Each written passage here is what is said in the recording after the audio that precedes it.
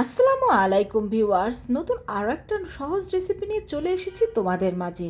আজ শেয়ার করব মুচমুচে ও মজাদার সিলেটের ঐতিহ্যবাহী ঝাল পিঠা অথবা নুন গড়া পিঠা বা নোনা পিঠা।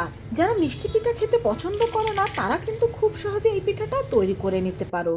তো এই জন্য প্রথমে আমি চুলায় প্যান বসিয়ে তার মধ্যে দিয়ে দিলাম 1 কাপের মতো পানি, দিয়ে দিচ্ছি স্বাদ মতো লবণ, দিয়ে দিচ্ছি পেঁয়াজ কুচি, কাঁচামরিচ কুচি।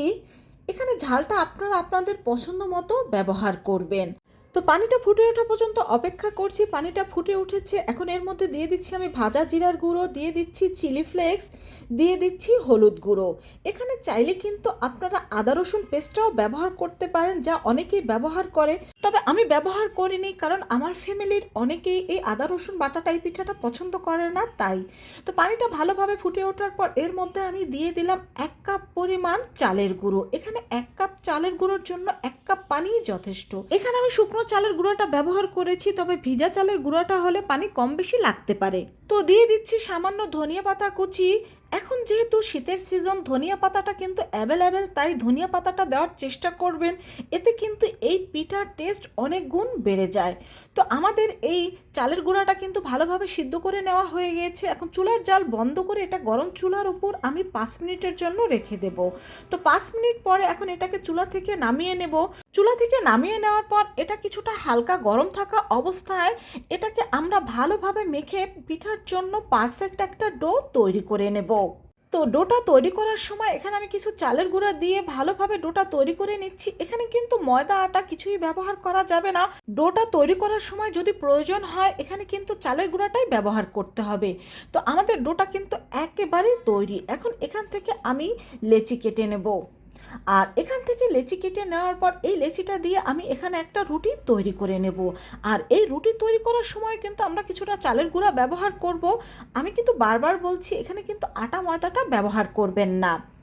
তো এটা দিয়ে আমি একটা রুটি তৈরি করে নিচ্ছি। আর এই রুটিটা কিন্তু একেবারে পাতলা বা একেবারে মোটা করে তৈরি করে নেওয়া যাবে না। তো আমার রুটিটা কিন্তু তৈরি করে নেওয়া হয়ে গিয়েছে আর আপনাদের দেখিয়ে দিচ্ছি, দেখুন এর থিকনেসটা ঠিক এরকম হবে।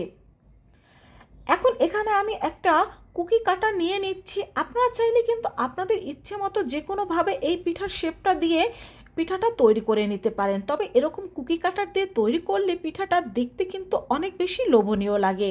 আর দেখতেই পাচ্ছেন এই কুকি কাটার দিয়ে কিন্তু পিঠাটা সহজেই কেটে নেওয়া যাচ্ছে।